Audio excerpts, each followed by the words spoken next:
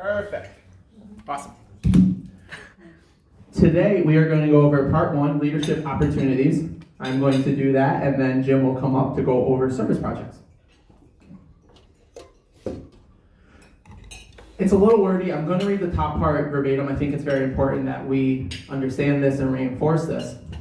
So Rotary's guiding principles is straight from Rotary International, or my apology, the object of Rotary is what I want to read. The object of Rotary is to encourage and foster the idea of service as a basis of worthy enterprise and, in particular, to encourage and foster the development of acquaintance as an opportunity for service, high ethical standards in business and professions, the recognition of worthiness of all useful occupations, and the dignifying of each Rotarian's occupation as an opportunity to serve society. Third, the application of an idea of service in each Rotarian's personal, business, and community life. And fourth, the advancement of international understanding, goodwill, and peace through a world fellowship of business and professional persons united in the idea of service.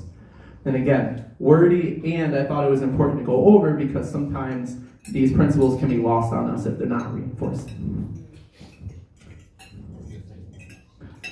So the leadership opportunity in Rotary is, I would say, tremendous, and being someone who's newer into the club, it's been a very gratifying experience to have this opportunity. It's a great place to develop your leadership abilities. It's a great place if you're already a leader to enhance those leadership abilities. As you'll see, there's so much that Rotary International offers to develop leaders. And if you haven't been a leader in Rotary yet, what is stopping you? And what we'll see is some common thoughts that go through our head that stops us from taking leadership. Either we think we can't do it, it's too much work, we don't have the time. And as a quote, I added, excuses create a barrier between ourselves and growth. No different than those of us who talk to ourselves saying how we want to get in shape, or January 2022 is going to be different, right? Until those excuses come up and prevent us from reaching the goals that we want. And so in leadership, it's really about growth in yourself. How to become a leader within your Rotary Club? Well, first you can do is raise your hand and volunteer. And if you don't do that within the first 2 days, you might be asked. Or signed up without Or you may also be nominated. And so those are the 3 ways to become a leader within Rotary. And it's really having a want to. Right? And if you're being asked, it's because there's potential being seen in you that you possibly don't see in yourself. So there's a ton of training modules for Rotary, and I thank Lisa for bringing this to my attention. And so what I have is essentially the same link, but you can see there's a page, president, treasurer, secretary. If you want to be on a committee, this is just a general link. So specifically, Rotary has designed a lot of training. Yes, there is a lot on the website, and so this is a way that we can make a direct access, so you know exactly where to go. There's training offered by Rotary International. Lisa just mentioned one of them that's reimbursed. Many of the trainings, if not all of them, from my experience, do get reimbursed. So again, it's free leadership training. You have Rotary Leadership Institute, RLI, district training every April. You have our district conference. You have the president-elect training, which is what I need to go through, right?